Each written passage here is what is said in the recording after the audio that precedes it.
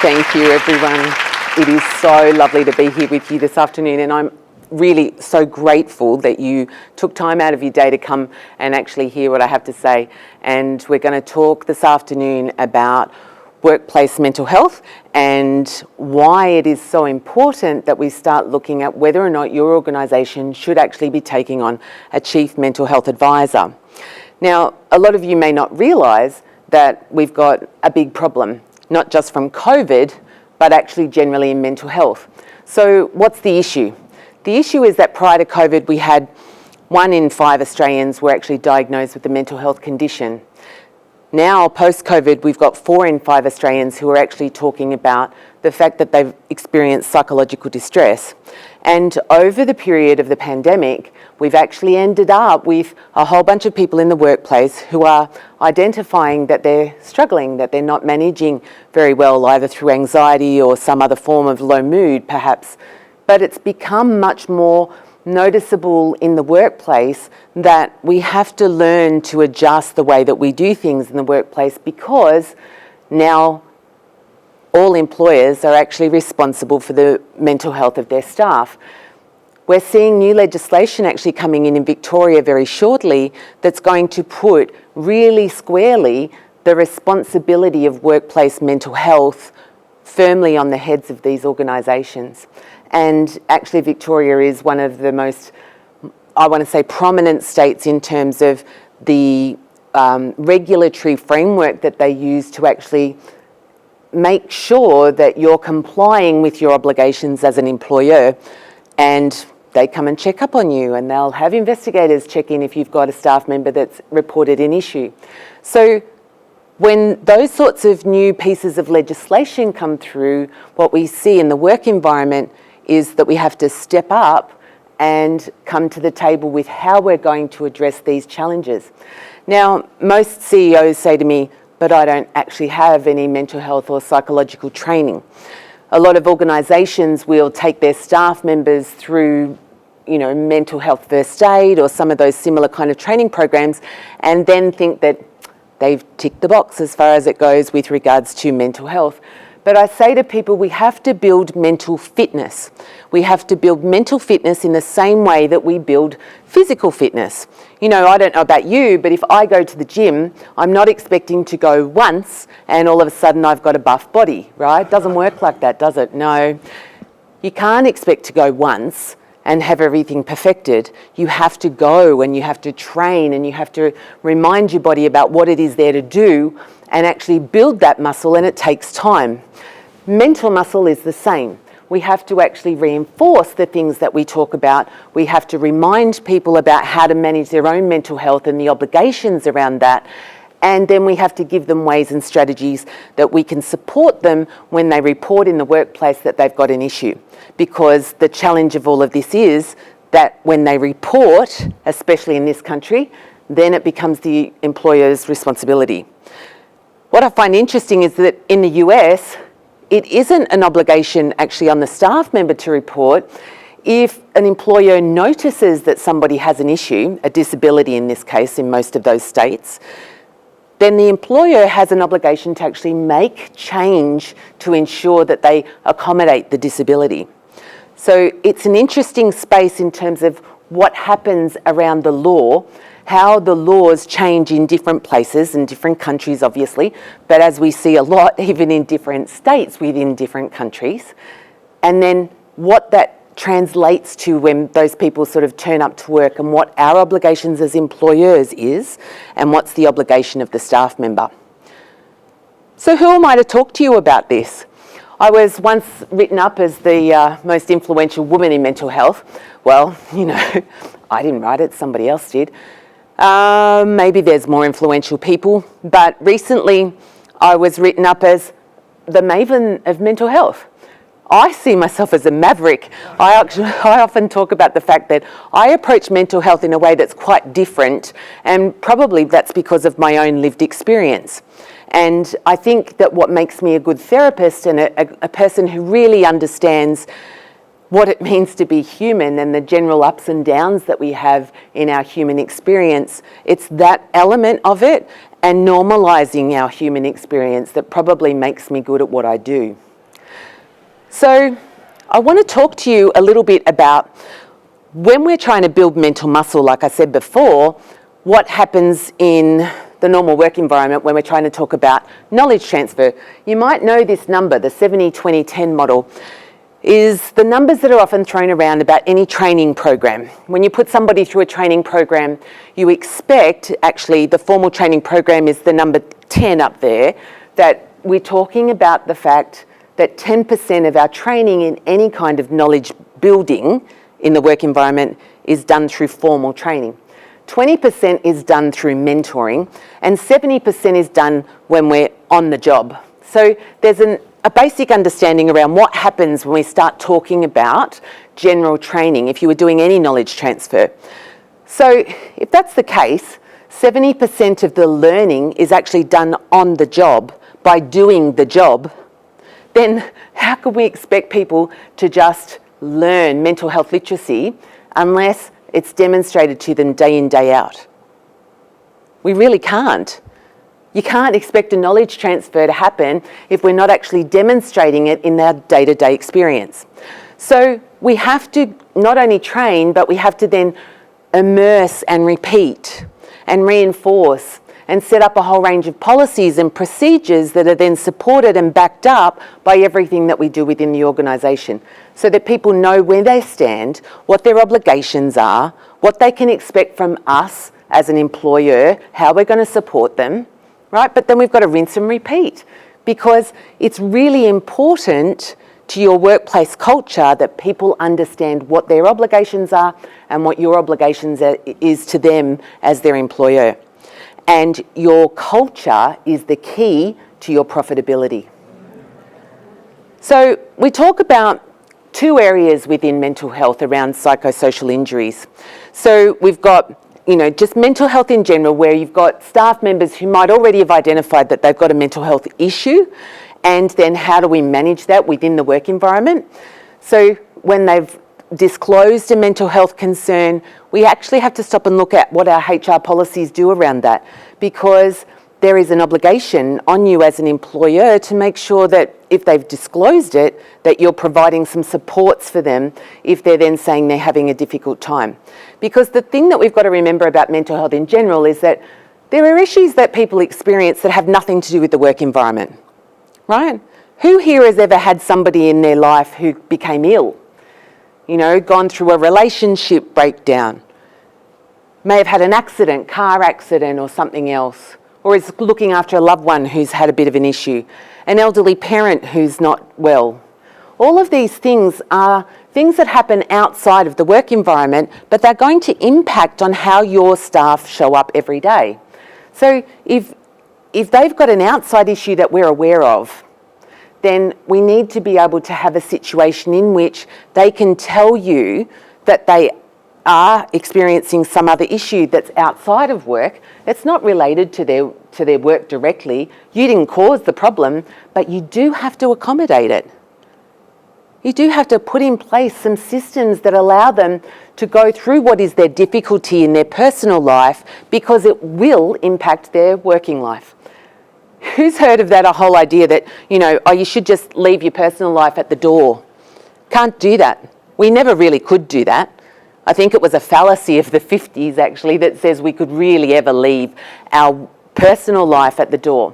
But somehow we were expected to. Now we see it in some of the different professions like policing or AMBOs or, a defence member. Putting on a uniform makes it easier for them to actually have a separation between their life and work. It's like when we put on that uniform, we put on a different persona. It's easier for us to kind of close down what might be happening at home. But in some ways, that's also a little bit dangerous. We see it also in the resources sector, the construction areas where we know that there's big mental health issues, but we just put on our high vis and we go off to work and we pretend everything's fine. And then when we find that people that we're working with have taken their own lives and nobody says anything about it, what do you think that does to the culture of the people who work in that area? We have to stop pretending. Because we don't know how to deal with it, we have to stop pretending it's not a problem. Just because it makes you uncomfortable is not a reason to ignore it. Culture really is about collective mental health, and when we have injuries that happen, how we handle them in the workplace is really a key to how that person will recover. So we've got known sectors like emergency services where we know that people are exposed to traumatic incidents, and we know that the likelihood that they end up with a psychological issue is much greater because they're just exposed to more trauma, right? So we know this, okay? But if they've got personal issues going on at home, their ability to be able to manage the amount of trauma that they're taking in gets reduced. So if you know that their relationship has broken down, their chances of being able to just put on their uniform and a stiff upper lip and get on with it is actually harder than it would normally be. So, I hear stories of people all the time who are doing things really well for 20 odd years, and then one incident that doesn't seem like a big incident, but one incident changes everything, and all of a sudden this person's got chronic PTSD and isn't able to work anymore. And I get a lot of people who say to me, I don't understand what tipped it over the edge. We know in those situations what tips it over the edge is the exposure to things that are not normal. For example, if you're a paramedic and you come on the scene of an accident in which a young person or a child passes away, that's not normal. It goes against our standard human ways of doing things.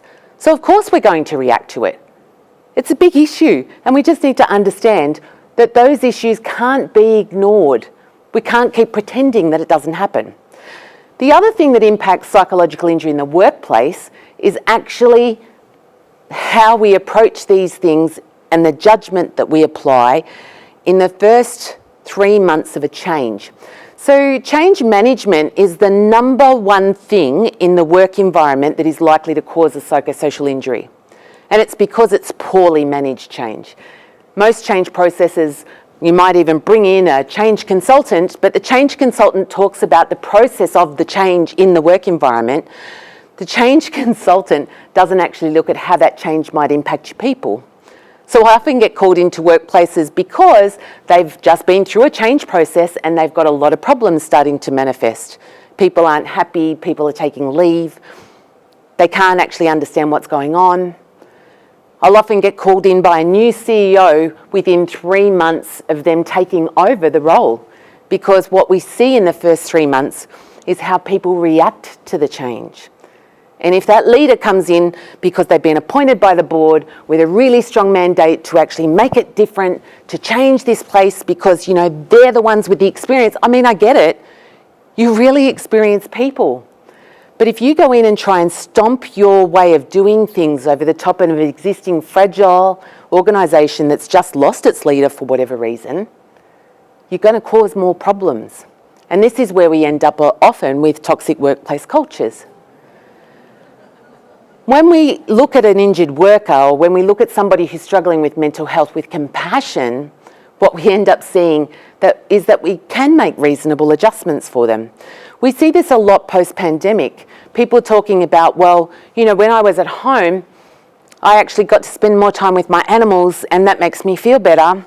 And so I kind of do want to have a couple of days a week at home. And we've had organisations who turn around and say, we just need everybody back at work. It's time to get back into the office, people. But everybody's different. Should we actually force everybody down the same sausage mincer? Haven't we learnt as a result of the pandemic that that's not necessary anymore? That people can work in this very kind of different way, quite fluid actually. And what did we notice about what happened in the pandemic? Most people are more productive when they're working from home. I'm going to say they were bored, right? So they just got in and did the work because the work was there. It was harder to get off the computer and get away from stuff. Although if you were homeschooling, whoever had to do that, I really feel for people who had to homeschool and work and do everything else, right? But it's not that surprising then that we keep hearing this term, the Great Resignation. It happened in the US in 2021. It's happened less so in Australia until 2022. And what we now see is we've got the largest numbers of people changing jobs than we've seen in more than a decade. In fact, in some states, it's probably more than 20 years. Victoria, not surprisingly, no, I've talked about you a bit, but Victoria's actually had one of the highest rates of change in terms of people saying they want out, they want a new job, or they've actually already changed jobs. So why is this a problem for you as an employer? It's a problem because the numbers of people available to work for you have become a lot less. I don't know if you noticed that. We had such massive burnout as a result of the pandemic that people have left industries that they'd been in for years. People decided that they wanted to opt for a different lifestyle, a different way of working. But the other thing that happened is that they associated their unhappiness with everything that happened during the pandemic to the employer that they were with at the time. So post-pandemic, everybody just turns around and kind of goes, I just want a new job. I want something that doesn't remind me of that time in my life where I really actually wasn't that happy because I couldn't go anywhere and do things.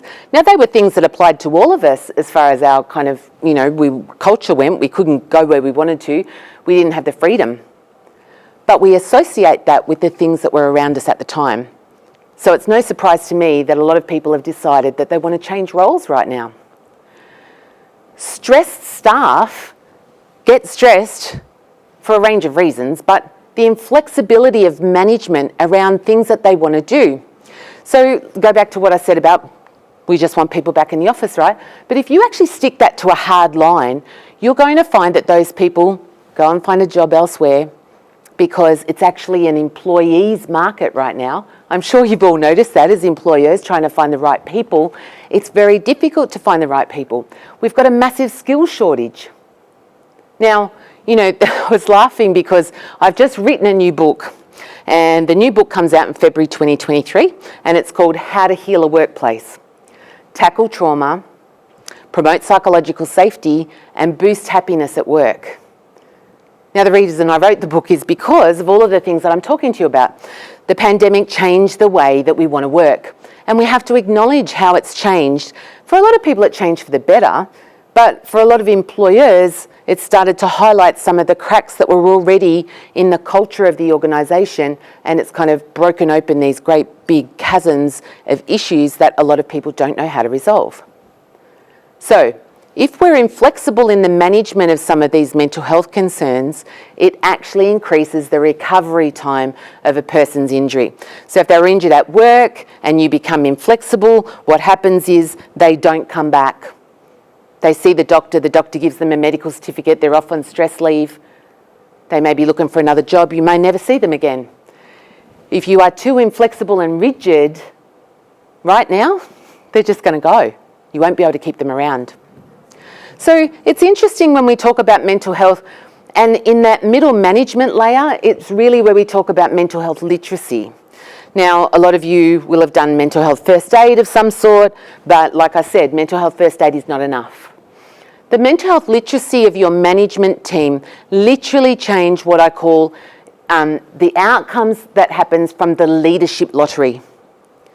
So what that means is that a person's ability to recover and a person's ability to be able to get on with their life have an awful lot to do with who their leader is and how flexible that leader actually is and how confident that leader is to talk to them about their mental health concerns and how it's affecting their work. And the more compassion we can show through our leadership in that moment, the better the outcome for the staff member and the more likely they are going to be to return to the workplace quicker. Now, there's a whole bunch of reasons why you need them to come back to work quicker, and you need them to be focused and as productive as they can be, because we also understand the levels of presenteeism. So people turning up where the lights are on but nobody's really home. So inclusion is a really important part of any kind of workplace injury, or I'm going to say any mental health concern. So if you go back to what I said, you've got a staff member who's off because maybe they've contracted cancer, or maybe their partner has, or maybe they've lost a parent or a loved one. You really can't give them 3 days off work to attend the funeral and expect that they're going to just come back to work and get on with it. It's not how we work. It's not how human beings work. And we need to understand and apply some of our humanness to the way that we approach our people. And if we do that, we naturally become more compassionate. It's not hard to apply your humanness in the work context. It's just that we've been told for years that we shouldn't. Doesn't matter. Shouldn't bring that stuff to work. Oh, don't worry about that bloke's, marriage breaking down. He'll be fine. He'll get over it. But we don't. It has such a big impact on the way that we show up in the world. Avoidance. It's such a big issue. Do you know what? We don't talk to people about their mental health because we're really uncomfortable about it, right? We don't know how to deal with the stuff that they're talking about. But you know what? You don't have to be a psychologist. You don't have to know. You just have to have some compassion. Validate what it is that they're telling you. Wow, that must be really hard. You don't actually have to fix the problem for them. It's a tendency of human beings to actually try and fix the problem all the time. We see this everywhere. It's kind of like, you're sitting down with a friend and they're telling you all about, I don't know, their marriage problems or whatever, and you're there trying to, have you tried this? Have you tried that? We're always trying to tell them how to fix it. But sometimes we just need to listen, and we just need to acknowledge, and we just need to recognise that sometimes we just want to go, wow, that must be really hard. And hear them. We're always so busy, we never hear them. So I want you to think about the things that it makes you uncomfortable, right? Because this is as much about everybody in this room having a look at their own mental health and how things make them uncomfortable, and then that's why we avoid them, and that's why we don't show up with our people in the same way.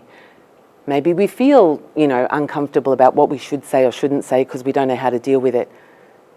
Do you know what happens? If you say to that person, well, I'm really sorry to hear that, I'm not sure what to say, they'll usually turn around and say, oh, that's okay. I just needed somebody to listen. They need to be heard. They don't need you to fix their problems, but they do need you to hear them and make some adjustments for how it's impacting their work. When we acknowledge pain, it doesn't matter how we do it, but we just need to acknowledge it.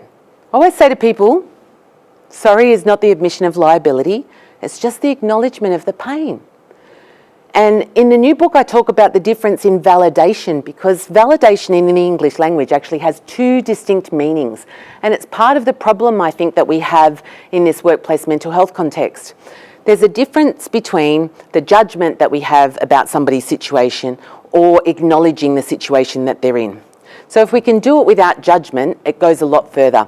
So in the terms of validation, though, we have two distinct meanings. One is the action validation, which is the process of undertaking some sort of assessment, whether that's an investigation or, got to talk to this one or that one. You as a leader, you've got two people who've come to you with a problem, or maybe one person about somebody else, and you might go through, he said, she said. It really doesn't matter. What that person needs is recognition. It's the recognition validation that how they're feeling is having a big impact on them. And when you give them recognition validation, what you find is that they'll get on with things a lot quicker. It may or may not resolve the problem. If you acknowledge the fact that you heard them and you give them some level of validation, it goes a long way. So one of the main things that I end up in organisations doing at the very beginning is looking at their policies and procedures, because most of the problems that turn up in the work context in terms of I've got a psychosocial injury is often because people didn't know what their obligations were. There was no consistency in the policies, there was no consistency in the application or following procedures. And so sometimes just a basic review, and you should really be doing these every 3 to 6 months at most, depending on the size of your organisation, but they have to be consistent. Had a funny discussion with my daughter last night. So she's actually just taken on her, first major full-time role after graduating, and she was telling me this story. She was really scared. She was so scared to bring this up, but there was a big, group meeting, and they were asking how was everything going? And she actually pointed out that she'd been told by half a dozen different people, and this is literally, can I point out, she's a pastry chef, but this was about how you make a sandwich. And it was the actual bits that go inside the sandwich, but the order that it went in. Half a dozen different people had told her off at different points because she had to do it this way or that way, and they were all actually different. And so in this group meeting, she said, I was so scared, Mum, but I kind of said, you know what? We really need to have some clear procedures on how this sandwich, if it's on the menu, gets made. And then if somebody says to me, you're doing it wrong, I can go, but this is how the procedure says it has to be done. Because otherwise she gets stressed because you've got all of these people going, no, you're doing it wrong, you're doing it wrong, no, you can't do it that way. And that's actually the biggest problem when we've got a new person coming in. They get so many bits of conflicting advice. So review your policies, make sure they're consistent. It's really important. Escalating issues, making sure that your new starters know who they can go to escalate an issue, and if they escalate it to that person and that person doesn't actually give them a satisfactory outcome or they don't feel heard, who's the next person that they go to? What's the process? What's the procedure that they have to follow? Then we need to give them some mentoring around mental health awareness. If you don't have a lot of awareness in your organisation around mental health, get somebody in to help you understand it. You know, I go into organisations all the time talking about what mental health actually is. You know, it's not the fact that we have young people, right? Because I don't know about you, but the Gen Zs in the world, the Zoomers as we like to call them, you know, they understand their own mental health. They've grown up in a society that has supported them to be able to say, right through their adolescence, by the way, oh no, I can't do that, I'm too anxious. Stop. And they won't go any further. And although I understand it from the psychological perspective, what we have to do is start helping them work their way through it. Okay, so I understand that feels too hard today. What can I do to help you or support you so that tomorrow when you try the same thing, you feel like you can actually achieve it? Because a lot of what happened to those young people when they were growing up is they had two working parents who were very busy, and when they had a problem, usually the parent was kind of like, oh, I'll fix that for you, right? And hey, I can even claim some of this stuff myself, right? I was a full-time single working mother who was studying part-time. You know, sometimes it was just easier to turn up to the school and sort the issue out myself. It was a lot quicker than trying to build the resilience in the child to do it. And it's one of the issues that we've got in our current workplace environments is that these young people, and I'm not trying to sound negative, okay, but it's a reality, they lack resilience. They're so used to that, holding up that mental health card, that they don't know actually how to get past it. And as parents, we actually haven't taught them how. So we've got to sort this stuff out, and it's unfortunate reality that they don't have a lot of problem-solving skills. So we have to teach that.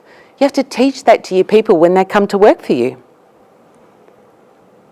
Supporting the vulnerable. This is about looking at doing mental health training for your managers. And as I said, it's not just mental health first aid, right? This goes much further. This is about how we have mental health discussions, right? It's not hard. It's a lot about compassion and empathy. As I said, this is my slide about, sorry, it's not an admission of liability, just acknowledge the pain. Making sure that people feel like they're part of the team, that they're connected, even when they're off work for an extended period of time. If your workplace well-being, actually your well-being strategy outlines and says, if you're off work for any length of time, we're going to call you for the first 3 days, every day, just to check on you.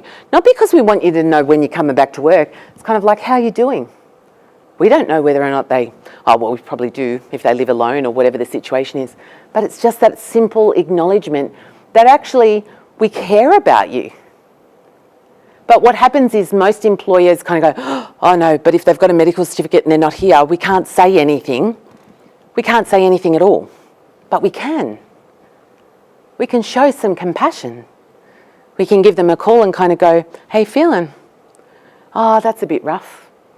I'm sorry to hear that. All right, well, hopefully you'll feel better tomorrow. I'll talk to you then. It's a connection. And we actually need connection to survive. Connection is actually the most basic of our needs, because without connection, we actually can't survive. And that's why it's so important to our growth. And if I'm out of the workplace for any length of time and nobody bothers to call me or check in on me or do anything, do I feel like I'm connected to my workplace? No. Do I feel like my manager, excuse the French, gives a shit? No. Why would I?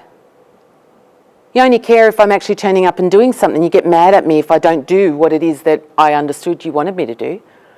The connection is really, really important. External early intervention. Most people in large organisations have got an external EAP, right? So the Employee Assistance Program where they can go and see somebody. There is a statistic I need you to understand, right, really clearly, and I hope you're all listening. The EAP solution is too late.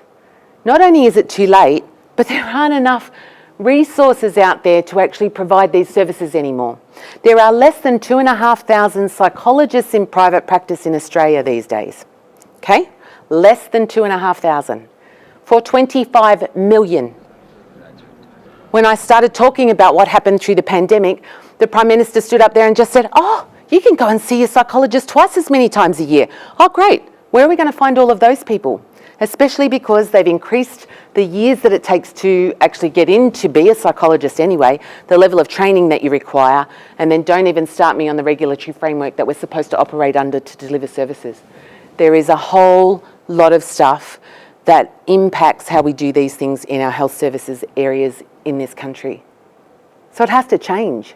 We have to stop creating the psychological injuries in the first place. And a big part of how we do that is starting in the work environment, but also supporting people who already tell you that they've got a bit of an issue. Where we talk about multi-stage frameworks. In large organisations, we talk about promotion, prevention and early intervention around mental health.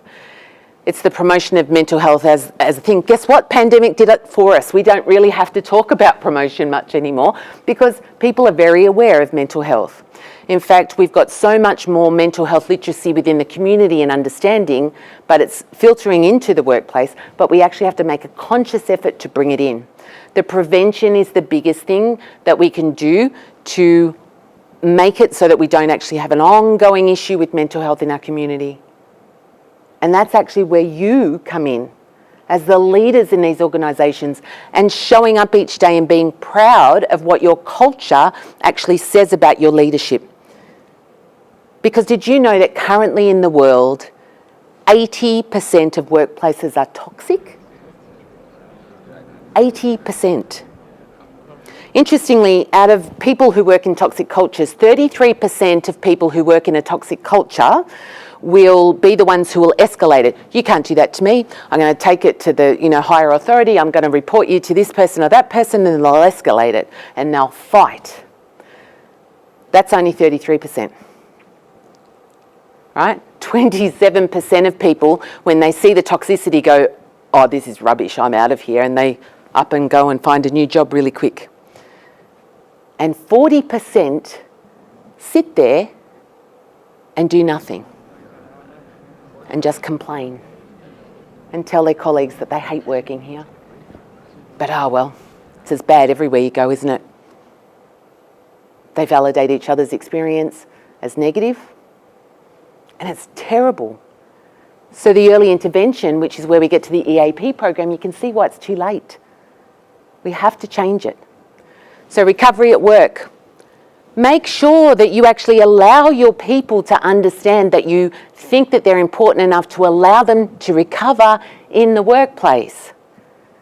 Somebody might be having a hard time, but you know what? You're much better off to let them come to work and at least make a contribution for half the time than you are to let them go off on a workplace injury claim and find that they're not there at all. Validation comes into what their experience is, and it makes that easier for them to manage. And then giving them a sense of purpose for their continued and ongoing input to your workplace. How do you value them? What's the meaning that they bring to your organisation and the purpose for them being there? So, just while we're here, I'd like you to just think about one thing that I've talked about this afternoon that might have been really helpful for you. And maybe you can send it through to me later on social media. You'll find me, most of the platforms. I'm not very good on social media, but you'll find me. And just give me one thing that you found really valuable this afternoon. Something that you hadn't really heard before or hadn't thought about before. And then I want you to think about one thing that you can apply in your organisation. If you take one thing from today and you think about what's the one thing that you could put in place tomorrow that might make it easier for your people, I want you to really make a commitment to making that happen.